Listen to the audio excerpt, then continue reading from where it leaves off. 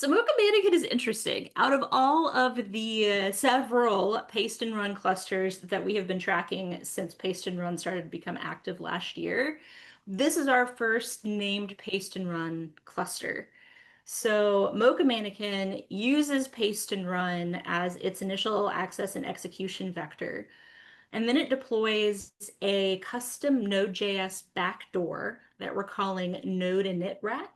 And then it goes on to conduct domain enumeration and domain reconnaissance.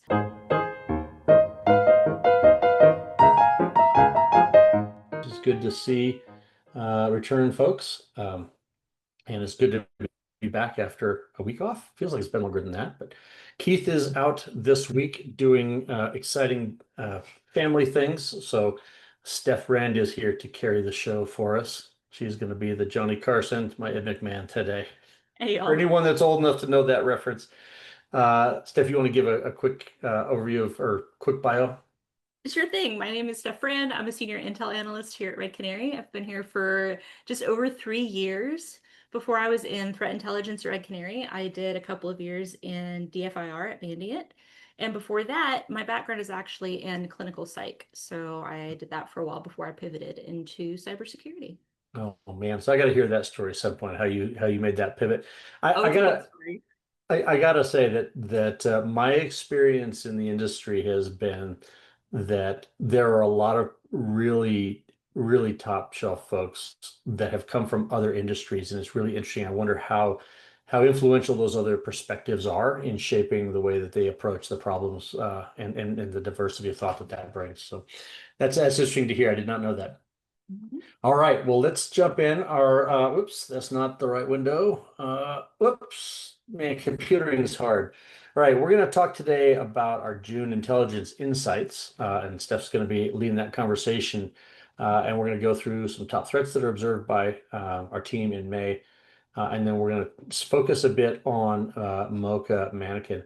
Before we jump into that, I do want to address one thing. Folks have been asking us in various places, what does the Zscaler acquisition of Red Canary mean? The answer is we're still working on it. The deal is anticipated to close sometime we're hoping in August. And in the meantime, the key takeaway here for us is that our mission doesn't change, and it's not going to change once we've joined Zscaler. Our mission remains the same, our roadmap remains the same, and the plan is for nothing to change for our customers. So that's probably the most important message we want to get out about that. And if you are a customer and you've got questions, reach out to your contacts on the customer success team, and we can share what we know in more detail. But that's the TLDR. So based after that, let's jump in, and I'm going to turn over to you, Steph, to talk about our June intelligence insights. All right. So as usual, when I am coming on, that means our intelligence insights are about to come out for the month, and you'll get a little preview. So here's a look at our top 10 for June. Want to point out that 6 of these top 10 were in our top 10 threats of last year. So a lot of those threats still remain pretty prevalent. We have a couple of exceptions, and we'll talk about one of those in just a moment. But Amber Albatross is at #1 for the 3rd month in a row. That's because it's kind of tied into some adware and is just the kind of threat that's extremely prevalent. It's very high volume. And we had a couple of threats come back into the top 10, or one in particular that was missing last month, which I think is on the highlights on the next slide. Dave, if you'll go ahead and move us to the next one. All right. So You want to yes. click all the way through? Sure, yeah, you can go ahead and put them all up. So like I said, SocGholish has come back. So I don't think it went away. Sometimes its volume just decreases. It's not like it was on hiatus, but it returned to our top 10 rankings after missing a month last month. So that's kind of back up to the previously seen volume. And the notable exception, which we were kind of chatting about when we first jumped in to the webinar today, is that Lumacy 2 has dropped out of the rankings due to a major infrastructure disruption in May of this year. So it's gone from being, I think it was in the top 10, 9 out of the last 12 months. And we, to my knowledge, have not seen it since since May, since very early May.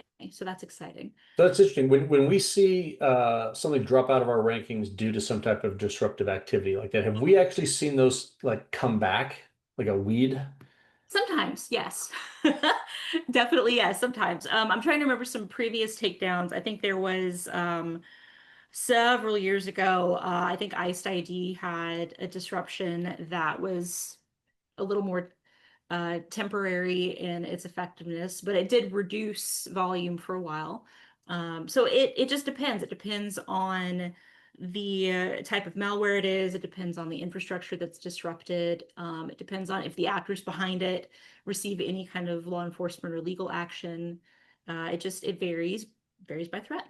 Got it. Got it. Is at least perceived maturity of the threat actor organization part of that equation as well? I think perceived maturity and also incentive to rebuild as opposed to pivoting to a new tool. So, for example, Luma C2 is a really popular malware as a service. They had a lot of clients themselves, and so I think the incentive for them to rebuild infrastructure for that specifically is probably pretty high. So we'll see. Okay. We'll see how that changes and continues to develop as we continue through the year. All right. I actually got a couple more questions around Yeah. on these takedowns. When I read the news reports about this, they took down some like 20,000 IPs. I assume it's basically 20,000 servers or something hosting this stuff. Do you have any sense of like what has to be in place from the law enforcement side for them to be in a position to do such a takedown? It feels like if you wait until there are 20,000 C2 servers out there before you take it down, it feels like a long wait. It does. I do not know a great deal about the inner workings of these takedown operations. Some of them require kind of a lot of initial groundwork. So for in the example of Luma C2, I know that one of the things that happened is that the FBI was able to gain access to the Luma C2 servers and was monitoring that activity for a while. They put a very cheeky message in the Lumacy 2 webpage to all of the consumers and adversaries that have been using it about, don't worry, we'll be in touch with you soon. Um, and so I That's think it just not ominous at all. All right, cool. Hey, question. Jacob Leonard has a question about thoughts on Bastion Secure. I don't actually know what that is. Is that a familiar name to you? It is not. All right, so Jacob, we're gonna have to take a homework assignment on that and get back to you on that. Absolutely.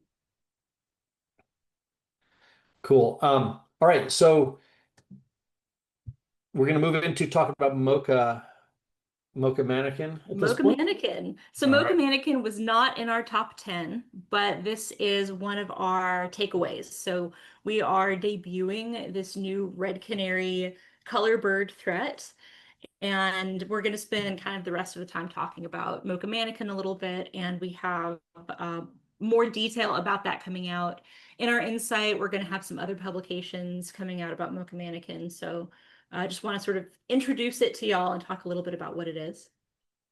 Cool. All right, I'll move on to the next slide here. All right. So Mocha Manakin is interesting. Out of all of the several paste and run clusters that we have been tracking since paste and run started to become active last year, this is our first named paste and run cluster. So Mocha Manakin uses paste and run as its initial access and execution vector. And then it deploys a custom Node.js backdoor that we're calling node initrat. And then it goes on to conduct domain enumeration and domain reconnaissance. So those things together, paste and run, node initrat, and recon are kind of what constitute Mocha Manakin activity.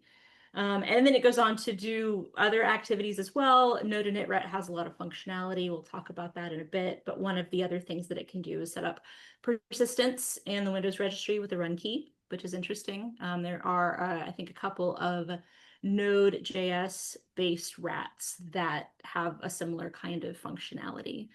But yeah, it's an interesting threat, and it's like I said, its use of paste and run. There's a lot of threats that are using paste and run, but Mocha Manakin is unique because that custom Node.js backdoor, that Node init rat backdoor, is unique, which is one of the ways that we're differentiating it from other paste and run threats. So say a little bit more about, if you're open to it, say a little bit more about how we decide when we're gonna name a cluster. Oh, sure. I'm happy to talk about that. So we have a whole set of criteria that we go through when we're deciding whether or not something gets to become a bird. And we have a lot of internal clusters that we track and monitor. And then once it gets to a certain point in the activity, very often we have a pattern that we can track. So if it's just a one-off, that's not something trackable. That's not something that we can actually monitor or build good analytics around as easily. We really love those patterns that we can discern and differentiate the activity with. And then if we're seeing it in multiple customer environments, again, that kind of creates patterns and opportunities for us to say, oh, this is a specific set of activity. Then we take a look and see if it has a name publicly already. Threat naming is pretty hot topic, but we will use public names if they're already pretty widespread and if the activity is exactly the same, like if it's exactly the same tool. But we'll very often, especially if it's something that we've mostly observed internally, there's not a ton of public reporting, that gives us more incentive to give it a color bird name so we can start tracking it. Interesting. So as we were preparing for this, we had an interesting conversation about our collaboration with Proofpoint and how we tie some of their threat research together with ours, and how their visibility sort of starts and ends with email. Yes, and one of the reasons why Proofpoint's research is especially helpful for looking into Mocha Manakin is they were the folks that originally reported on what they call click fix activity back in spring of last year. So they were the first team to share information about the web inject version of click fix that was being used by the Clearfake group. Before it started doing things like fake CAPTCHA and before it was nearly as widespread. Yeah, it was really interesting to consider the different lenses through which we do this research and how those really complement each other. I think I mentioned to you that through a happy accident got connected with one of their threat researchers, a guy named Joe Wise. I'm hoping to lure him onto the show to come talk about their process as well, to give a different perspective on the research from a different vantage point. They have such a great team, and they have such good visibility into those phishing campaigns and what the activity looks like up to it ending up on the endpoint. And that's kind of where our good visibility picks up after that, is that initial endpoint execution, those first endpoint behaviors. Awesome. Cool. What else do you want to tell us about Mocha Manakin? So I want to talk about how Mocha Manakin actually goes on to deliver Node init rat, because we've talked about paste and run and click fix a lot. I know Keith talked about it some more last week. Yep. So I want to kind of move past that and talk about this Node init rat piece, because that's really one of the things that makes Mocha Manakin distinct. Okay. You ready for the next slide? Ready for the next slide. All right. So Node init rat is, like I said, it's an interesting custom Node.js backdoor. And the way that it looks for installation is that you'll have successful paste and run execution. You'll see those PowerShell commands reaching out to external remote resources, and you'll see a loader execute. And one of for this specific case, so with Mocha Manakin activity, that execution process, that reaching out to remote resources, one of the things it'll reach out to is nodejs.org. Now, I want to note that nodejs.org is not malicious on its own. That's why it's not red. So it's this chain of activity and then using this legitimate binary for nefarious purposes that makes it suspicious. So is Node.js.org, is that like a place where third-party packages are hosted, or is this just the Node.js language? That's legit. That's where legitimate Node.js binaries can be. That's where It's kind of like PyPy or whatever public repo for packages. Yes. So, Okay. Node.js is a framework, and Node.js.org is the legitimate site for those framework resources. Okay. And then for Node init rat, what'll happen is you'll see this package zip archive created that includes the legitimate node.exe binary.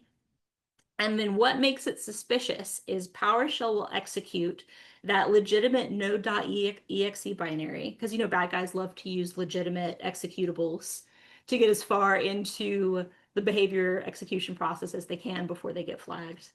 And then what it'll do is it will pass in the node init.rat code via the command line. So this picture Okay. that you see here, this is actually the malicious node init.rat code getting passed into the legitimate node.exe binary. And that's how the backdoor executes. Got it. So this isn't downloading something from like NPM. This is actually downloading the node.exe.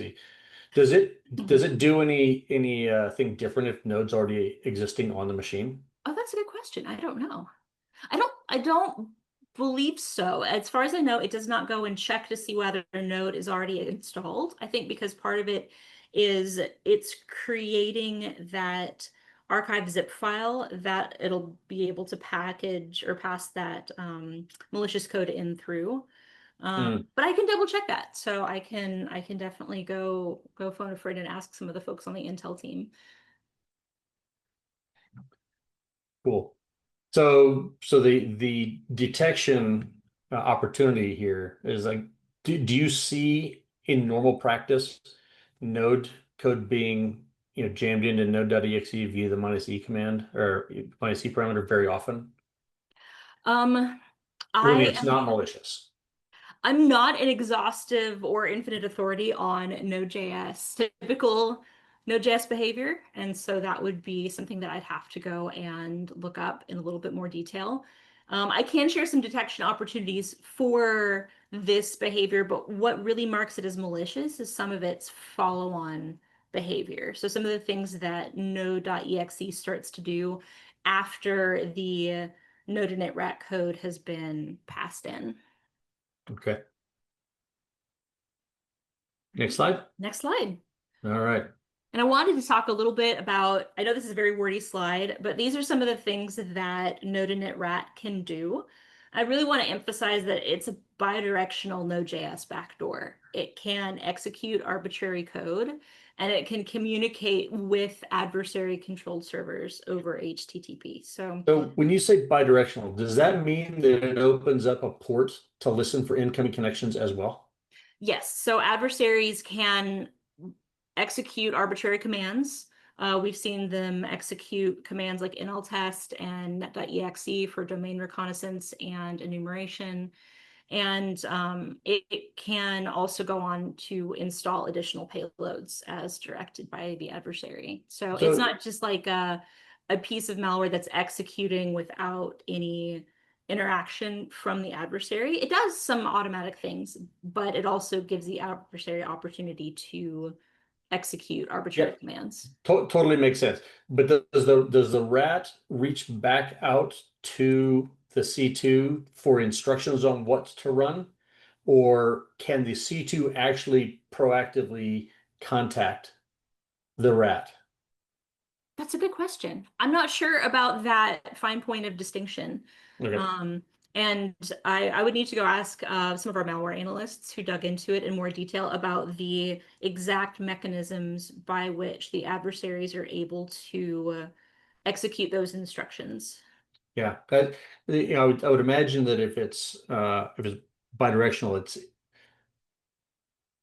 to bypass your normal firewalling rules on a machine, Mm, the rat probably needs to reach out and ask for a command to run, hmm because I would hope that we're all hardening our machines so that a random thing that lands on your machine can't just listen for an outside connection. So yeah, it has a lot of capabilities. One thing of note is that it does establish persistence using a Windows registry run key.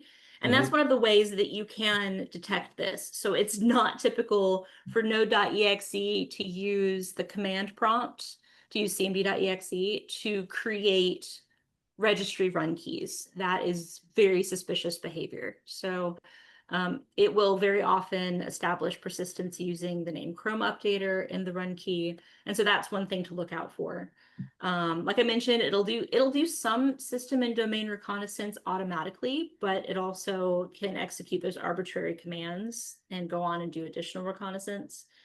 And the thing that makes this important, specifically for Mocha Manakin and Node.js Rat, is it's important enough that they have the capability of doing these things and access to the system, but there are overlaps in public reporting for Mocha Manakin activity with interlock ransomware group activity as well. So that makes it of increased concern. This is potential pre-ransomware activity. We have not seen it continue to ransomware activity, but the public overlaps are strong enough that this is of particular concern. So I'm curious, when you say we haven't seen it progress to ransomware activity, is that because in our environments where we see this, the response has been quick enough to shut that down? So it's difficult. So yes, we see it typically when paste and run executes, or we see it when some of these suspicious Node.exe behaviors start to happen. And that's as far as we have seen it progress. And so kind of making any assumptions beyond that, it's hard to say, but we have not seen it progress any farther than Node.js Rat installation and some reconnaissance activity. But the premise that there's a crossover to that ransomware actor is based on the fact that it communicates with their C2, which is sort of an indicator that it might be looking to move into that ransomware. Especially the domain reconnaissance pieces and looking at things like one of the things it can do is it can see what execution privileges it currently has with PowerShell. That's one of the things it checks. And domain recon is something that ransomware actors really love. They can use it for getting a lay of the land on the system, for figuring out what they want to do next and where they want to pivot for extortion or ransomware. Hold on. You say that we've observed that this stuff checks for permissions of the local execution context. Mm-hmm. Is that a detection opportunity? Because like when I'm writing stuff locally, I don't check if I have permissions. I just try, and it fails. So like it feels to me suspicious if something is checking first to see if it has permissions. That feels like a tell. It could be. I am not as detection engineering minded as some of my colleagues are, but I would imagine, especially if this is coming through Node.exe, that would be an extremely suspicious set of commands to run. Cool. Well, interesting. Yeah, I might have to call some of our DE friends and see if they trigger on that. I'm sharing I shared some of the detection opportunities that we have and that we're going to include in our insight and in some of our other upcoming publications, but we have a lot of different detection opportunities internally for Mocha Manakin and for Node.js Rat. Cool. All right. All right. You ready? I'm ready. All right. So this is kind of going into what we were talking about when we were prepping to yesterday and just kind of chatting about this. So one of the things about Mocha Manakin that is interesting, like I said, is it's the only paste and run cluster that we've graduated to being a named threat so far, because it's extremely difficult to cluster and track activity that changes so easily. Paste and run, even just with Mocha Manakin, there have been at least 5 variations of the Mocha Manakin paste and run initial command. So just even within this cluster, there's been a ton of change. And it makes it so challenging because paste and run's kind of a technique. Some of it's infrastructure based, some of it is based on these scripts. It is a huge challenge and it does take a lot of time. And it's always worth asking when something takes a lot of time, why spend all of this time trying to cluster all of these kind of initial access broker infrastructure scripts groups into something more coherent? And we think it is. We think that there are some good reasons to spend the time trying to cluster this activity. And first one's tracking. It's nice to be able to track and monitor trends, sort of like tagging a creature in the wild. If you can keep track of what it's doing, you can keep track of how it might be changing or growing. Um, it also gives you a chance to identify early detection opportunities once you start kind of breaking it out and looking at it as something different and something unique. That's when those detection opportunities start to come to mind. You're able to figure out ways of identifying it as early as possible, and that gives, broad detection coverage. So the payloads can change, but if you get those early detection coverage opportunities, you're still seeing things. Kind of like Saffron Starling is a good example. Are we seeing any clear trends on like what types of industries or what types of organizations Mocha Manakin's targeting? No, we are not. To our knowledge at this point, it's fairly opportunistic. Okay, Um, so we haven't seen any specific groups targeted. cool. Um, Anything else you want to share about takeaways from Mocha Manakin and or solicit any other questions from the crowd today? Yeah, for me, we'll have again more details, and a lot of what you saw in this presentation will be shared in this month's Intelligence Insight. And we also should be having a blog coming out specifically on Mocha Manakin and Node.js Rat with a lot more details on its activity. Right on. So I see in the chat here that Alfred asked with our tabletop exercise whether we build exercises around these top 10 intelligence insights. I'm gonna have to go back and verify the answer for that, but my expectation is that we probably don't orient our tabletops around so much the activity clusters as around the TTPs that they use. But I'm going to go take a homework assignment to check that out so that I can get back to you, Alfred, on that. And I will say that I do talk to some of our readiness folks on a pretty regular basis, and we definitely do our best on the Intel team to pass them current and interesting TTPs that they can build up-to-date exercises around. Right. My expectation, like when I think about the readiness tool, I think about the sort of the separation of duties that we think about between our service and our customers. Mhm. And I, as a customer, even before I was at Red Canary, before and now, I count on Red Canary to have their heads around these clusters and how to detect those. And the readiness of pieces is really, preparing our team to do their role in the response part, Mhm. right? Mhm. And so I think it's great to have situational awareness about how these things work and to start thinking about how that influences the controls that we implement and the things that we should be watching out for. Um, but that's sort of the way that I think about it. But I'll get you an answer on that, Alfred, as to how close the mapping is between those activity clusters and any of our readiness activities. All right, well, I think we're at the bottom of the hour. Any other sage insights for us, Steph? It's always great having you here. Thank you. It's always a pleasure to be here. No, definitely come check out the Intel Insights for the rest of our details for this upcoming month. Right on. All right, well, thank you, everyone. This wraps this week's episode of Red Canary Office Hours. We'll look forward to talking with you again. Thanks, everyone.